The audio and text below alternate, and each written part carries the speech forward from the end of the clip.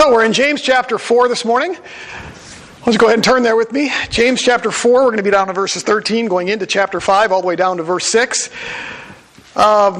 So you remember when James gave us the outline for his letter, back in verse 19, he said to be quick to listen, which we know is about obedience, be slow to speak, which he addressed to teachers, but also just how we use our tongue in general. And then lastly, to be slow to wrath or slow to anger. And that's been chapters 4 and 5. And so we started that last week. Now, all last week was about the quarrels and the fighting and the bickering that was taking place within the church or churches. We don't know if there's more than one house church there, but at least one. And so he was approaching and in dealing with that last week, all of the infighting that they were having and some of their bad behavior, if you will. And what we're going to look at this morning is sort of a continuation of that, because again, it's all the way through chapters 4 and 5, and even next week will be a continuation, and the following week will be a continuation as he works through this thread. Now, we saw last week that there was a bunch of infighting, and among James' readers, and part of what was causing some of that infighting, if you remember, was the tension between the rich and the poor. And so much like most churches, the body of Christ is a mixture. There are some that are wealthy, and there are some that are poor, and there are some that are somewhere in between. And we know that there was conflict in the church or churches that James was writing to, because we already saw earlier that there was some favoritism that was going on. You remember how some would come into the church with the gold rings and the fine clothes, it says, and some in the church would see them come in and immediately invite them, hey, just have the best seats in the house here, you know? And then somebody else would come in ragged clothes, and they would basically say, well, I guess you can sit here on the floor next to where I put my feet. And so there was favoritism going on within the church.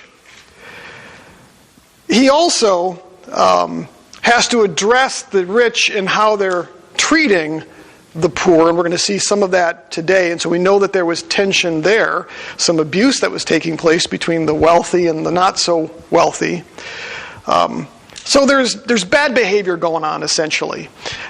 As we come to our passage today, as James kind of moves from that general concept of quarrels and conflicts and the instructions that he gave on how to deal with that, he's going to now specifically target some individuals in the church. And most of this passage today targets the wealthy, targets those who are better off. Now, it doesn't mean that he doesn't have some issues with those who weren't. In fact, he's already accused them of playing favorites, right? It was those who were probably middle income or poor that were favoring the rich, trying to cater up to them and maybe get something. So he's already sort of dealt with that. But he comes out of the gate here, and this is probably, in this letter, probably the most pointed James gets. And so we're going to break it down today into two sections. James rebukes some in the church for their arrogant and boastful pursuit of wealth. So that's how he's going to start. He's going to rebuke some of these people because of their arrogant and boastful pursuit of wealth. From there, he then warns them, probably the same people, we're not exactly sure, but probably the same people.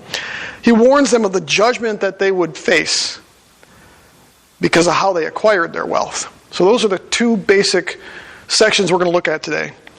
So let's look at the first one. It's in verses 13 to 17. James rebukes some of the readers for their arrogant and boastful pursuit of wealth. Look at verses 13 through 17 of chapter 4. Come now, you who say, today or tomorrow we will go to such and such a city and spend a year there and engage in business and make a profit. Yet you do not know what your life will be like tomorrow. You are just a vapor that appears for a little while and then vanishes away. Instead, you ought to say, if the Lord wills, we will live and also do this or that. But as it is, you boast in your arrogance. All such boasting is evil. Therefore, to the one who knows the right thing to do and does not do it, to him it is sin. Let me ask you a question. Does the Bible condemn being wealthy or having a lot of stuff? No. The Bible doesn't ban wealth, doesn't say we shouldn't have wealth, doesn't say we shouldn't ever be rich. In fact, if you go in the Old Testament, what you find out is that oftentimes wealth was a blessing from the father, right? Abraham, Isaac, Jacob, Joseph were all wealthy. It was part of their relationship with God. God made them prosperous. We saw that with Isaac, how everything he touched, he was prosperous in it. Even Laban saw that he was profitable because of somebody else, right? Same thing with Joseph. Everything Joseph did, God made him a success in that. And he became the second highest official in all the land of Egypt. So sometimes financial blessings come from God. So if it were wrong to be wealthy, we've got a problem. But does the Bible ever warn us about the pursuit of that? Can anybody think of any passages? Matthew 6:1. Can you read that to us? Or can you even summarize it? No one can serve two masters, for either he will hate the one and love the other, or he will be devoted to the one and despise the other. You cannot serve God and money. Yeah. So Jesus himself says that we can't serve both God and money. Can't do it. Luke chapter 12. Jesus said, you can look this up on your own if you want to, but Luke chapter 12, verse 15. Actually, you know what? Let's do that. Let's go to this. Luke chapter 12. We'll look at the broader passage, Luke chapter 12, to get the fuller context of this. Luke 12, starting in verse 13.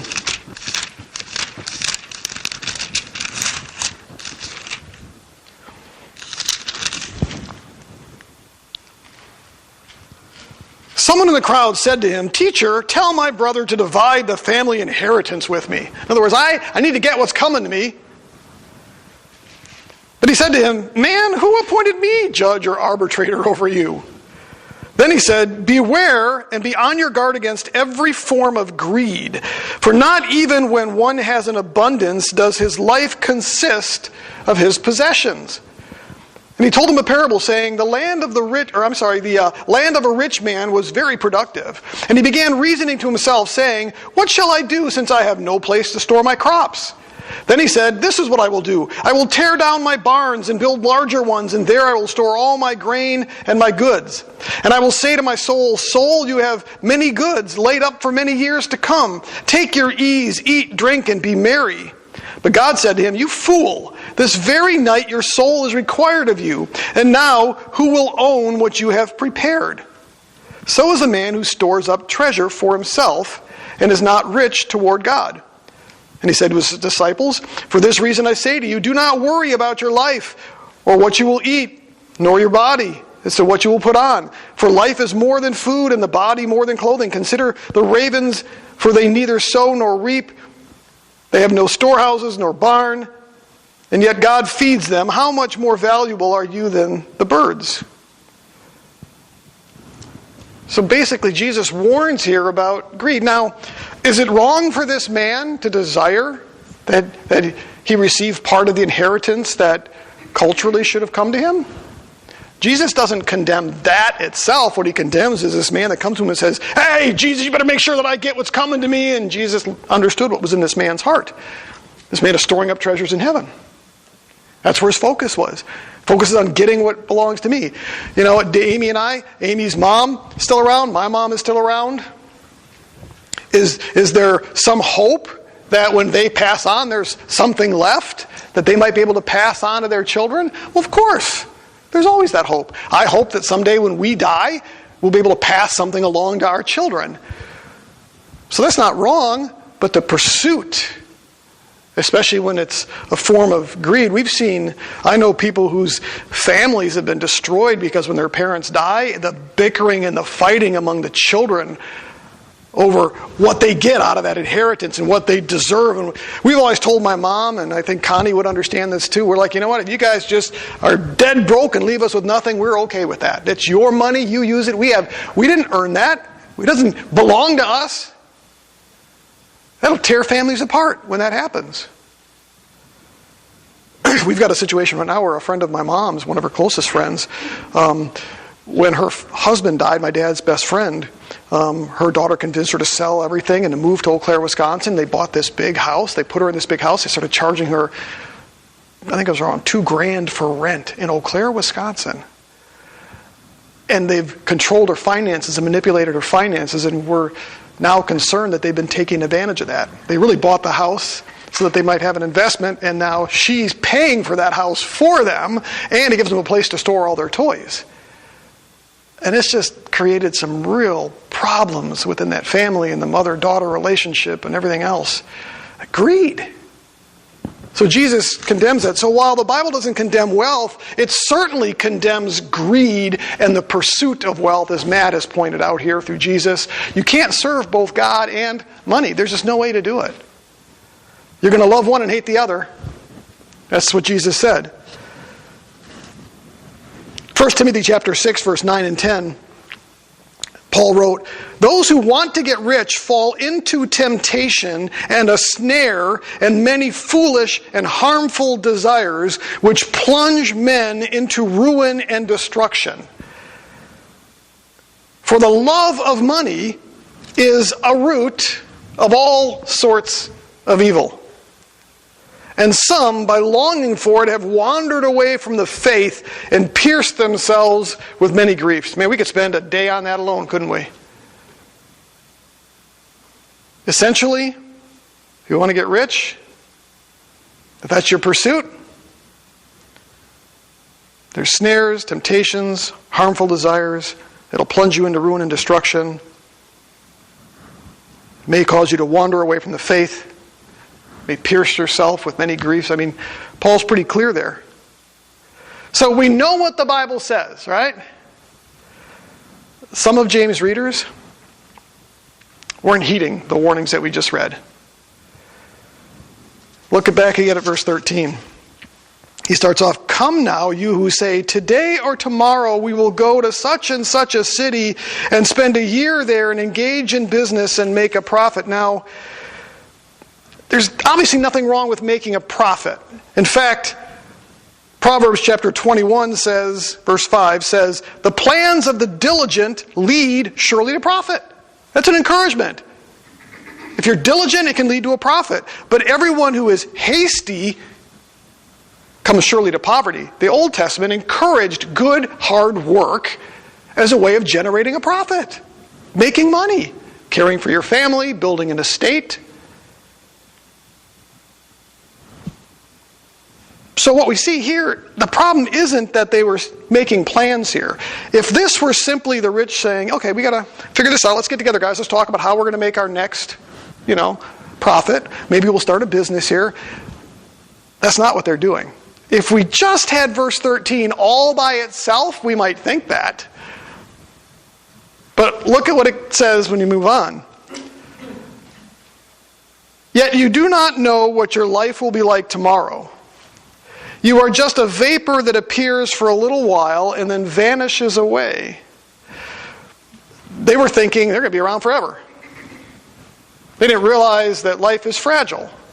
So they had forgotten that. But look what else. Verse 15. "Instead, you ought to say, 'If the Lord wills, we will live and also do this or that.'" These men weren't just simply discussing business matters. Again, the Old Testament tells us that if we're diligent, we should. I mean, I do this all the time. I think about my family and how I'm going to take care of my family, how I'm going to pay the bills. Chris and I, we just discussed this morning. Bills keep coming in. The Bible tells us you have to be diligent, right?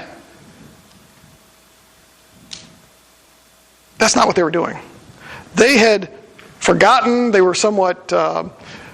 They forgot that their lives are like a vapor, as James already says in the beginning in chapter 1.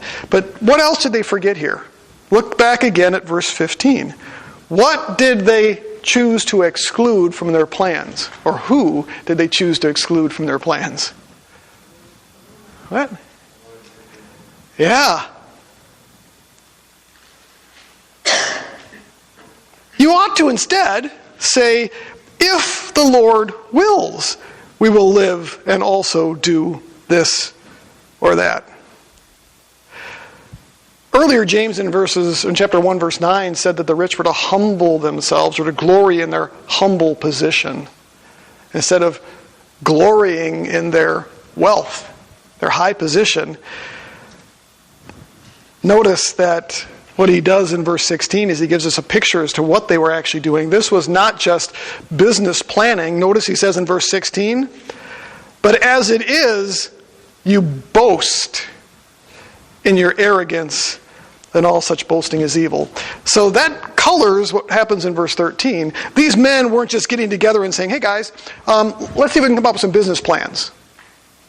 You know, Matt's involved with a purchase, meaning the company's purchased his company. There's a lot of planning that goes into that, isn't there? How things are going to work out.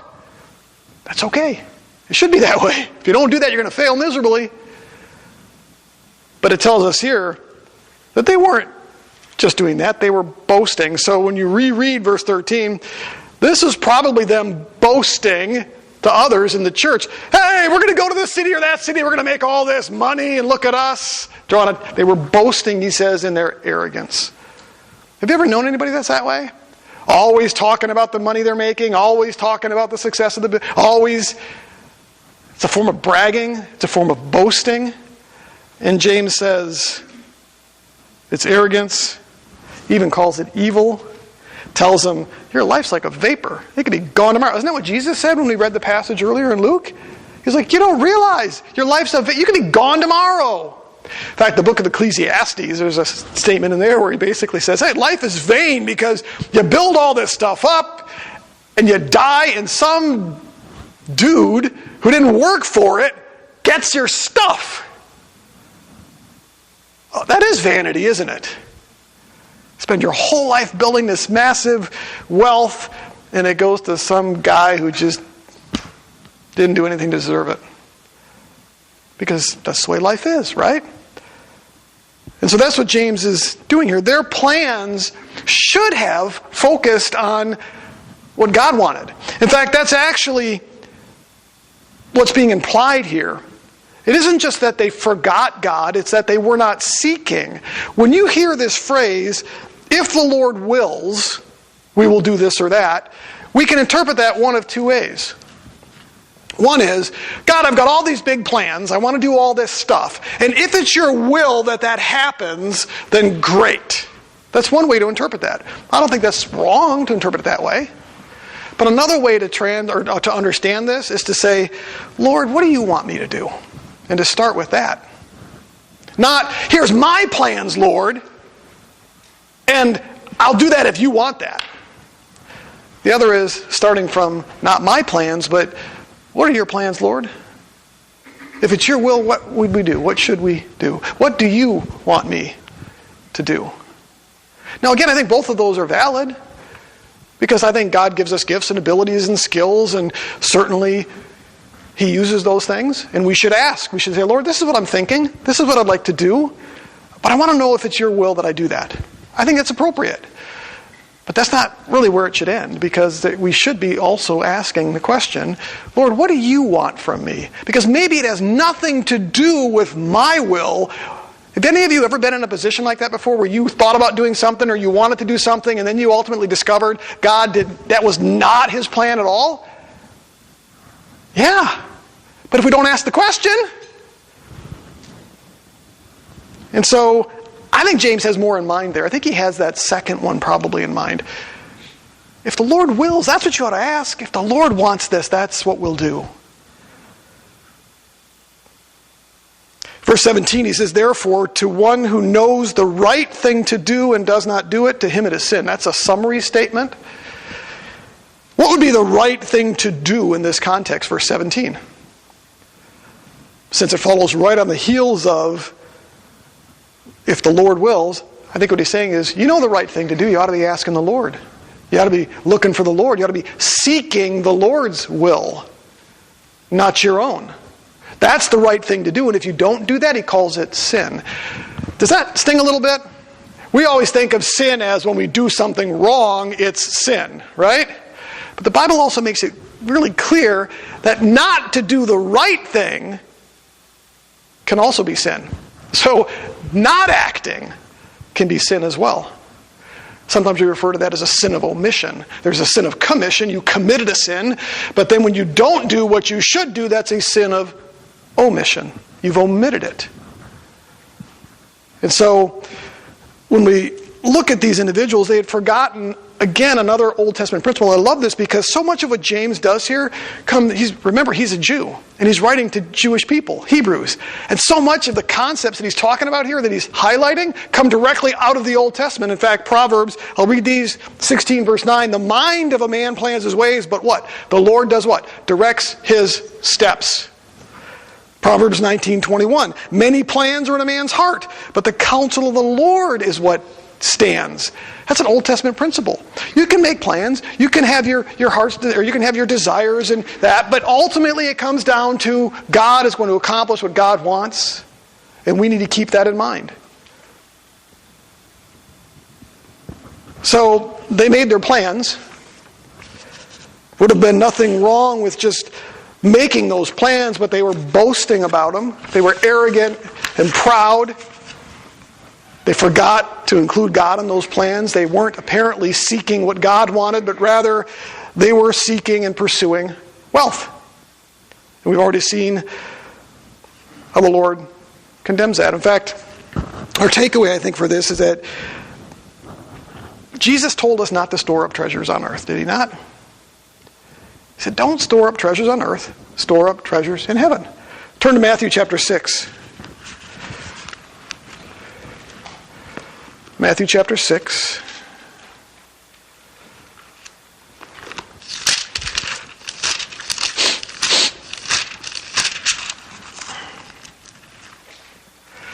Jump down to verse 19.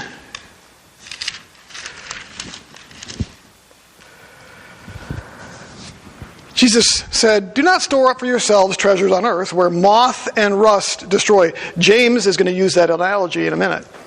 Again, he's taking so much right from the words of Jesus and from the Old Testament. Do not store up treasures for yourself on earth where moth and rust destroy and where thieves break in and steal. But store up for yourselves treasures in heaven where neither moth nor rust destroys and where thieves do not break in and steal. For where your treasure is, there your heart will be. Where your treasure is, there your heart will be. Why can't you serve God and money? Why can't you pursue wealth as your ultimate goal in life? Because that's where your heart will be. Because that's where your treasure is. You can't make that your life goal at the exclusion of God and have it not affect your heart. Your heart's going to follow the treasure. And so I think,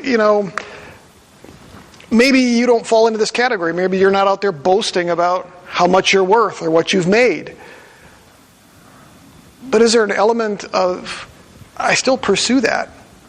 That's kind of where my heart is. That's kind of where my treasure is. That's the challenge for us. I struggle sometimes because obviously my hope is that Amy and I someday might be able to retire and not become a burden to our children and have to care for us.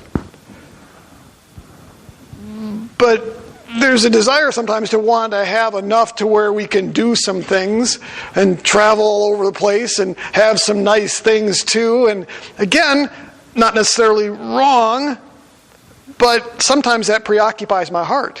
When I see the stock market puke, it gets frustrating, I sent a text to Matt and Dustin yesterday.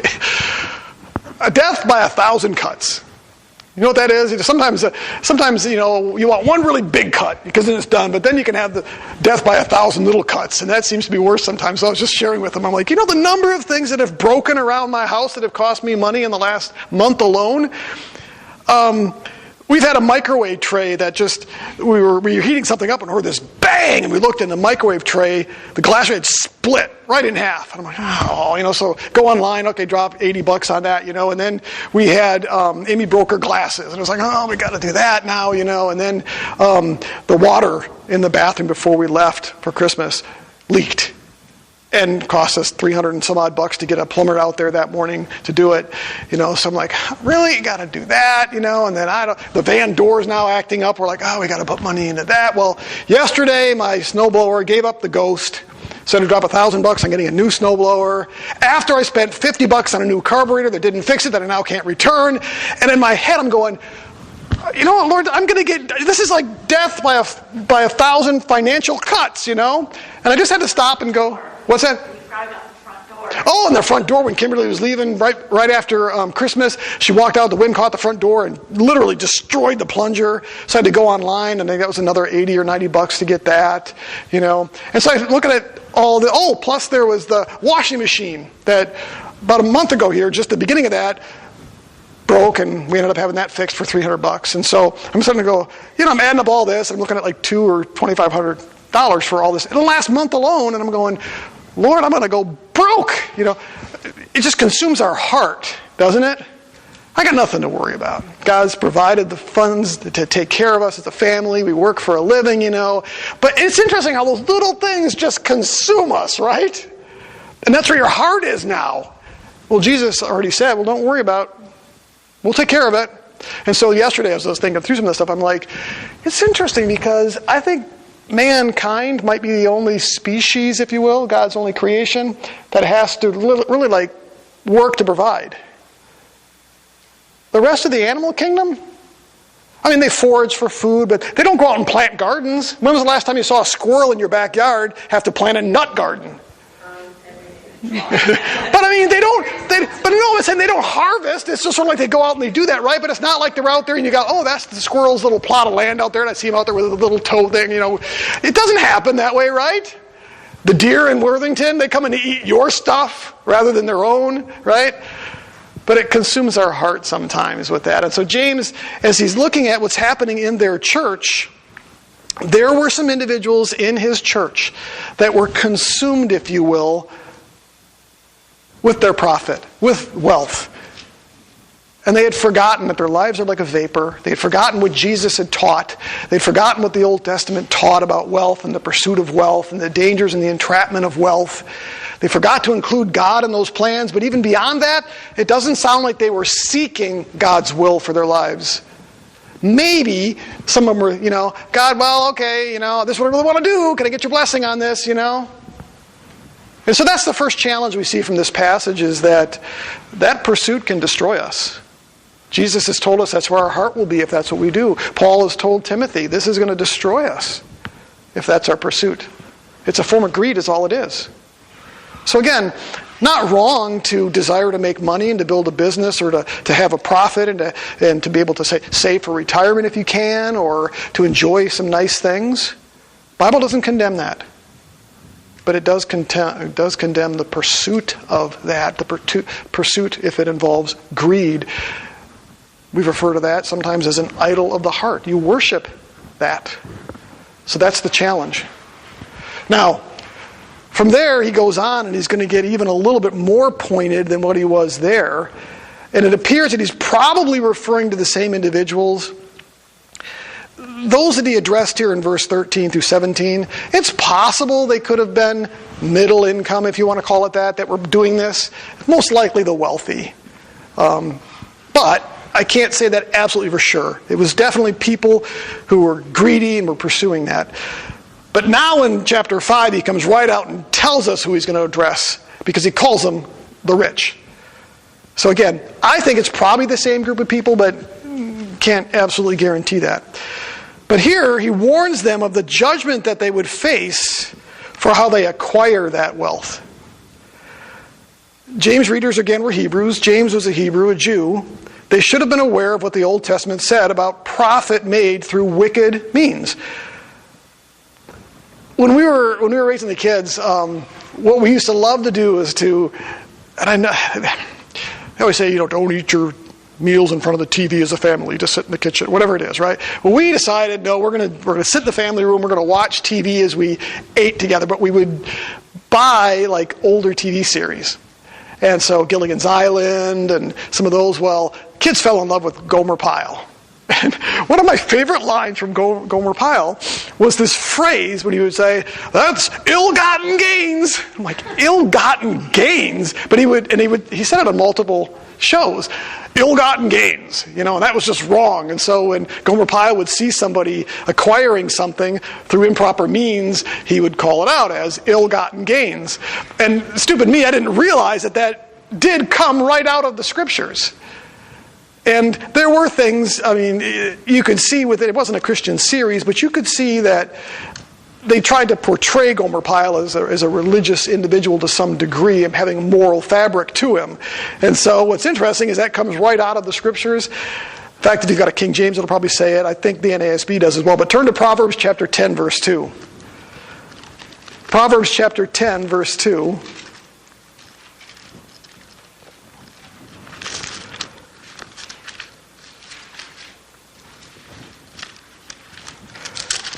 Whoops.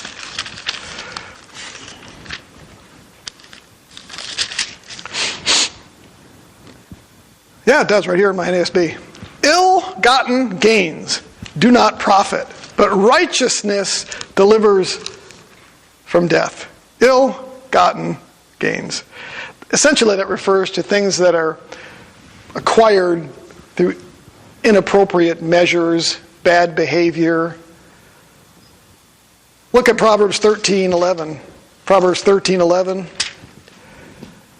Wealth obtained by fraud, that's ill-gotten gains, dwindles, but the one who gathers by labor increases it. Turn to Proverbs 21:6.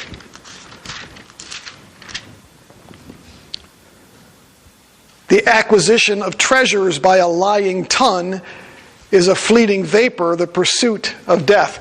The Old Testament is filled with that very principle, that finances, wealth, things should not be acquired by fraud or by inappropriate means.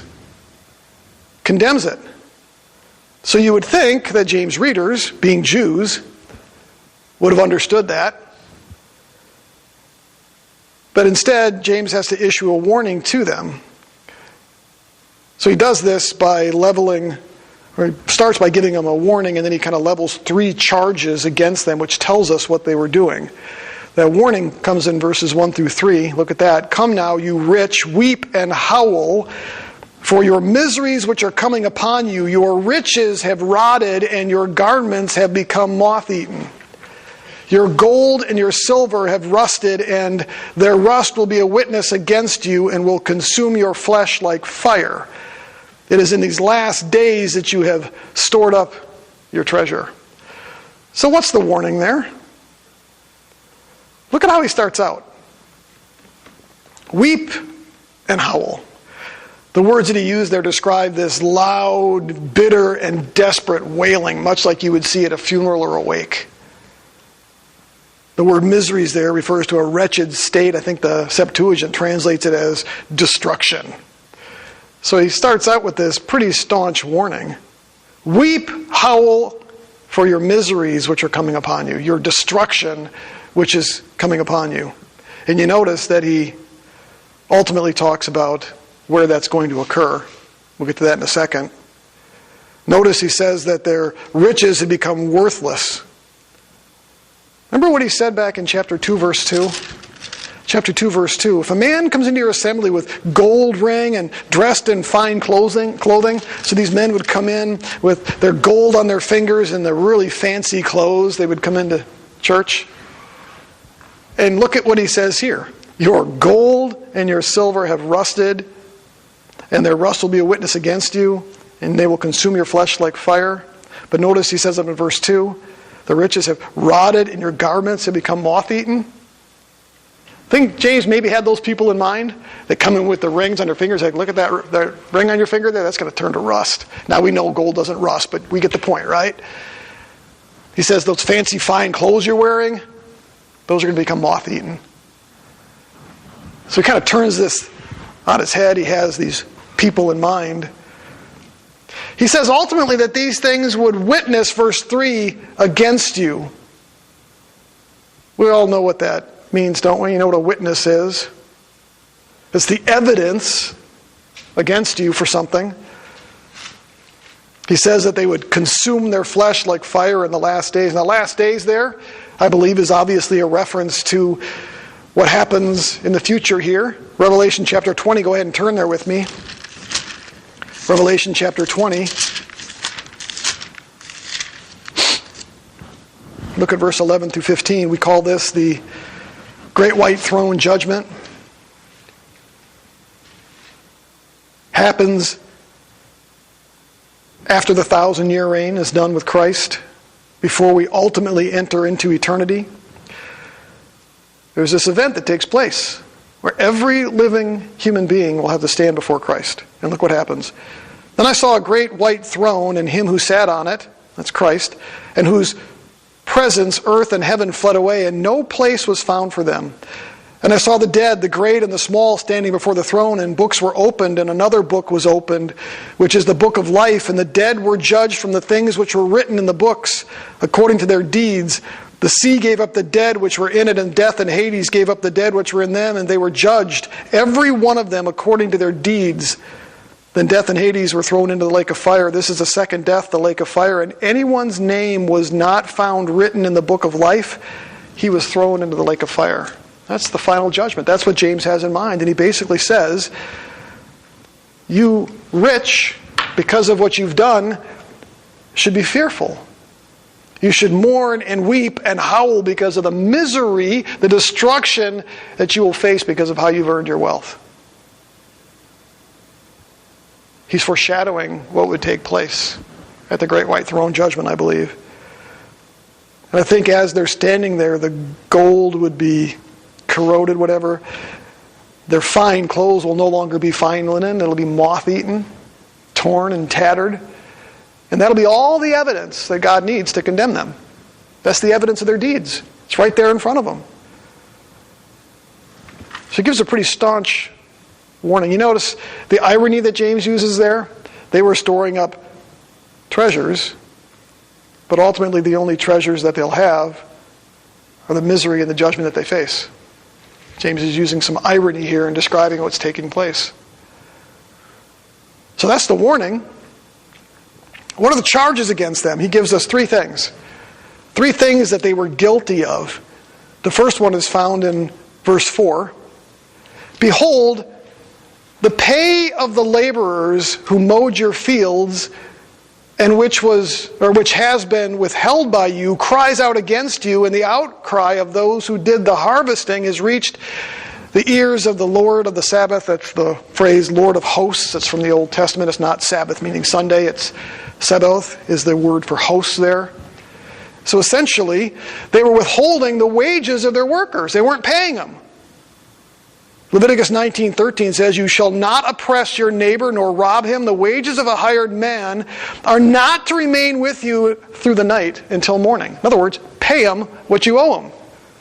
Deuteronomy 24, verses 14 and 15. You shall not oppress a hired servant who is poor and needy, whether he is one of your countrymen or one of your aliens who is in your land and your towns. You shall give him his wages on this day before the sun sets, for he is poor and sets his heart on it, so that he will not cry against you to the Lord and it become a sin to you. The Bible, Old Testament, condemned not paying your laborers.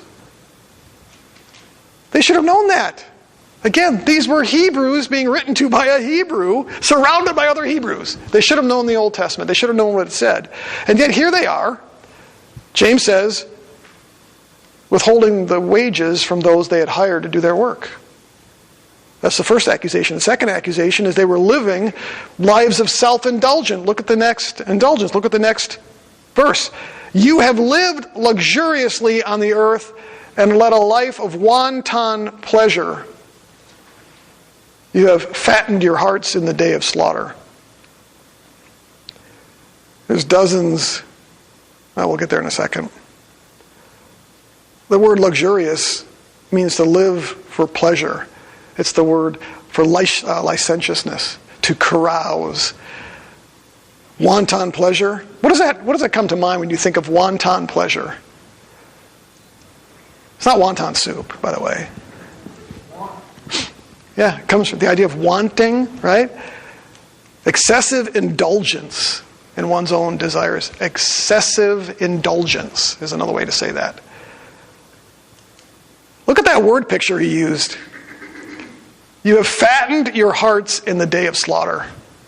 That comes right out of the Old Testament system. What do you do before you sacrifice something? You fatten it up.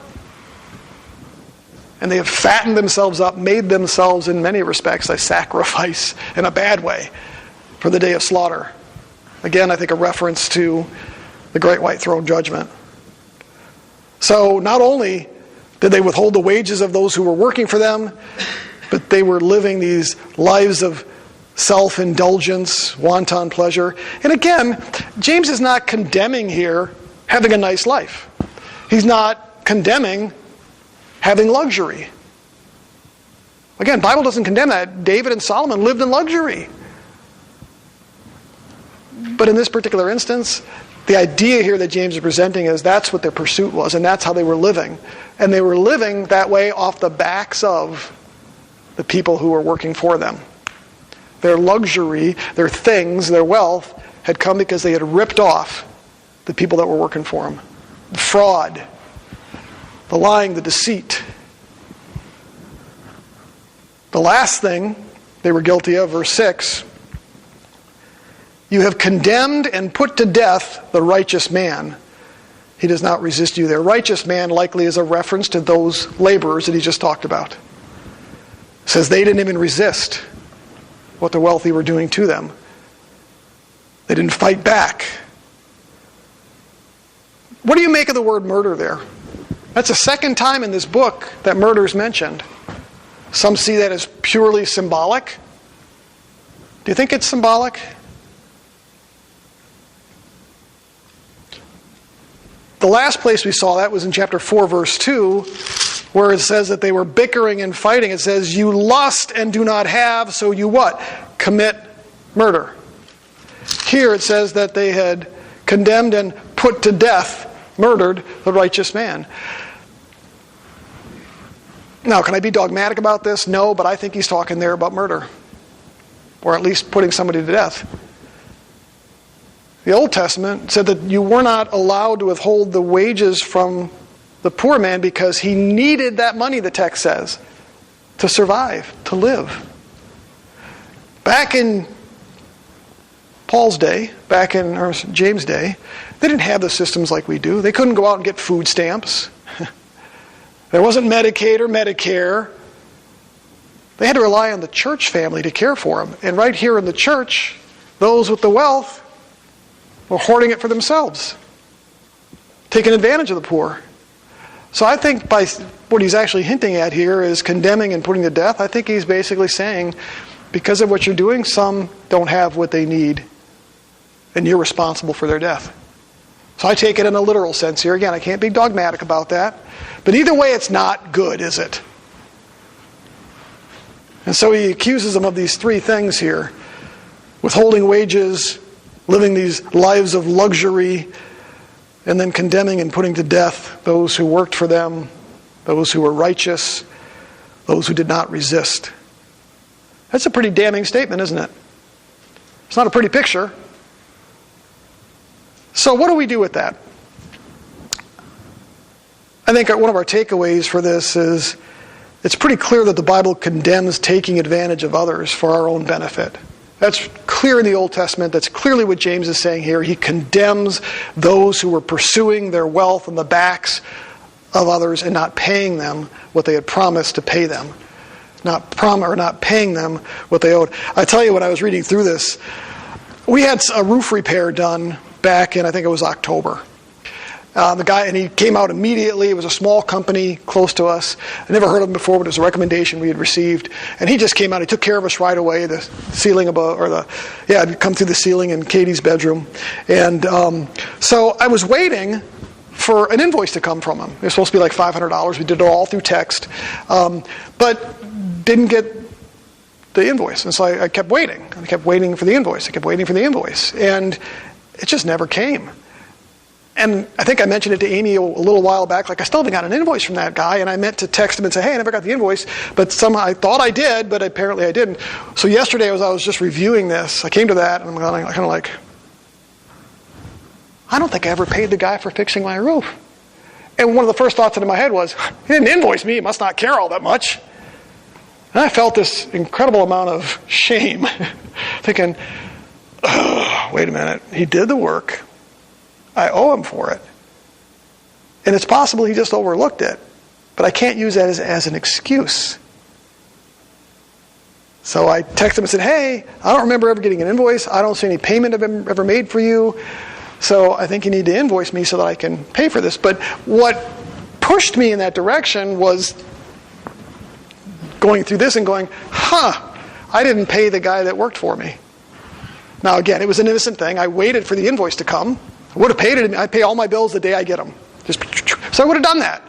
But it truly did just drop off my radar because I expect to get those invoices to remind me that I got stuff to pay. You know, if my credit card bill doesn't come in the mail, I forget that I owe it. So anyway, that's what we're seeing here. The Bible condemns taking advantage of others for our own gain. But the other thing that it does, and James doesn't cover it here specifically, but it fits a biblical principle, is that the Bible encourages us to work so that we have something to give.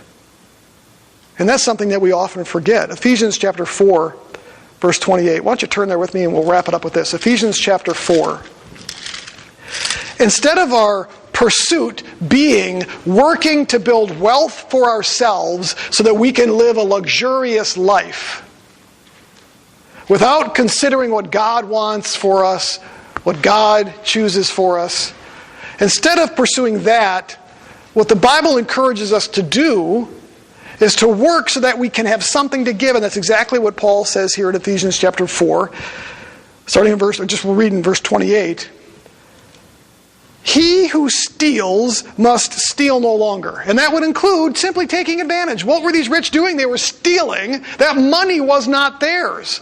It was owed to their workers. So by withholding it, they were stealing. And Paul writes, he who steals must steal no longer. But rather, he must work, performing with his own hands what is good, doing good labor, right? Why? So he can take care of his bills. Isn't that what it says? Is that what your version says? Am I missing something? What does it say? Somebody shout it out. Have something to share with those in need. Oh, interesting. So that he will have something to share with one who has need. So why do we work? Just to pay our own bills? Just so we can build our own storehouses and have the fancy cars and the big house? And again, nothing wrong with those things. But I'm going to throw something out, and maybe this will get me in trouble, I don't know. If we work, and even if we work appropriately, we're diligent, and all we have is enough for those things, have we met the biblical standard of why we work? What's the biblical standard? Why we work? So that you have something to share. Does that sting a little bit? If we work, even if we're diligent, even if we're not living off the backs of others, even if nothing we're doing about the way that we're building our wealth would be considered to be sinful or wrong, if all of that simply goes to feed our own lifestyle, and we don't have enough to be able to give and to help those in need, have we met the biblical standard? It's a yes/no question. We're a little bit reluctant to answer that, aren't we? Ways of sharing. Mm-hmm. You know, not just money, but clothing, Time, energy, that clothing, they give right. to different Yeah. charities or things. Yep. But the principle is we work not just to build wealth, to have things, not just to take care of our needs, but so that we can help those who can't. Because there are those who can't. Legitimately. And they need help and they need support. And that's something that we do in our own heart, right? The Bible doesn't tell us you got to give X percent to do that specifically thing there, right? It just simply says work that you might have something to give. And so that's the bigger principle. And so it's also, I think, the antidote to what James is confronting them on. It's interesting. If your heart is, man, I want to work in a way that God can use my gifts and abilities so that I might be able to generate enough so that I can help. It's really hard to think about yourself, isn't it? Because your focus is on that. And you mentioned a good point. I've got certain skills when it comes to IT stuff. It comes really easy to me. I'm fairly intuitive with it, And sometimes more often than others, but quite often, I'll use those abilities to help somebody out so that they don't have to call the Geek Squad. And I won't charge them for it. But I spent, a couple weeks ago, I spent probably a grand total of maybe 8 to 10 hours helping out an older gentleman in the neighborhood whose laptop died. He lost all his documents, and so I worked on that. I helped him with that. I helped him buy a new one, helped get everything transferred over. I think all told I was in about 10 hours. And he pulled out his wallet and said, here, take whatever you want out of this. And I pushed the wallet back, and I said, no, it doesn't. He's like, well, I got to pay you for your time. I said, no, you don't. I had the skills and abilities. I didn't need the income. But that fits into that category as well. God has gifted us with certain abilities and other things. And so, giving clothes. Delivering food. A number of years ago, Amy and I, there was a woman in the neighborhood who developed cancer, I think it was. We brought a couple bags of groceries, took them down to the family. Why? We worked so we could have something to give. So I think our takeaway for this, maybe we don't fall into the picture of, I don't have any employees I'm ripping off. Maybe I don't even live luxuriously by American standards. Maybe by third world standards we really do, but maybe by American standards we don't all live in a big house with lots of toys and a lot of stuff. And again, nothing wrong with that. The Bible doesn't condemn it. So what do? We just ignore this passage? No, because again, the principle is don't do that, but that's not where the standard stops, because again, the Bible tells us work so that you can give.